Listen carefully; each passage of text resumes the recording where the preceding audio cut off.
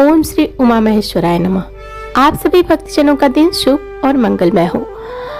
आज की कथा में हम आप सबको भादो मास महात्म्य का अध्याय 17 सुनाएंगे। श्री महादेव जी कहते हैं पार्वती, 16वें अध्याय का महात्म्य बतलाया गया। अब 17वें अध्याय की अनंत महिमा का श्रवण करो। राजा खड़गबाहु के पुत्र का दुशासन नाम का एक नौकर था। वह बहुत खरी खोटी बुद्धि का मनुष्य था।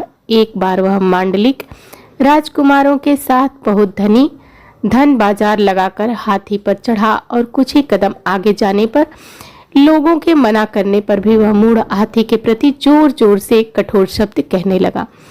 उसकी आवाज सुनकर हाथी क्रोध से अंधा हो गया और दुशासन पैर फिसल जाने के कारण पृथ्वी पर गिर पड़ा। दुशासन को गिरकर कुछ कुछ उच्छ्वास लेते देख काल के समान निरंकुश हाथी ने क्रोध से भरकर उसे ऊपर फेंक दिया।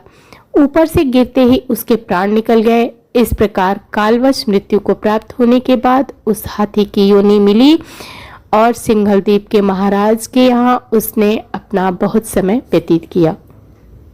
सिंघलदीप के राजा की महाराज खड़गबाहु से बड़ी मैत्री थी, अतः उन्होंने जल के मार्ग से उस हाथी को मित्र की प्रसन्नता के लिए भेज दिया। एक दिन राजा ने इस लोक की समस्या पूर्ति से संतुष्ट होकर किसी कवि को पुरस्कार रूप में वह हाथी दे दिया और उन्होंने स्वर्ण मुद्राएं लेकर मालवन देश के हाथ भेज दिया। कुछ काल व्यतीत होने पर वह हाथी यत्न पूर्वक पालित होने पर भी असाध्य ज्वर से ग्रस्त होकर मरणासन्न हो गया। हाथी वानों ने जब उसे ऐसी शोचनीय अवस्था से ग्रस्त देखा तो राजा के पास जाकर हाथी के हित के लिए शीघ्र ही सारा हाल कह सुनाया। महाराज, आपका हाथी अस्वस्थ जान पड़ता है, उसका खाना पीना और सोना सब छूट गया है।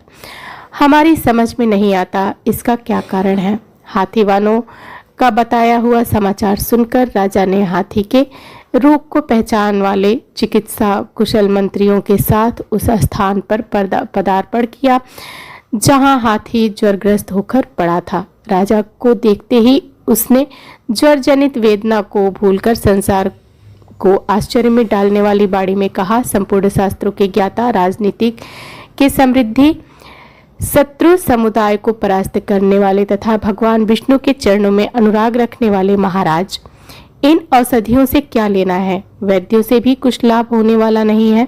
दान और जप से भी क्या सिद्ध होगा? आप कृपा करके गीता के 17वें अध्याय का पाठ करने वाले किसी ब्राह्मण को बुलवाइए। हाथी के कथनानुसार जब राजा ने सब कुछ वैसा ही किया, तदंतर गीता का पाठ करने वाले ब्राह्मण ने जब उत्तम जल को अभिमंत्रित करके उसके ऊपर डाला, तब दुशासन गज योनि का परित्याग करके मुक्त हो गया।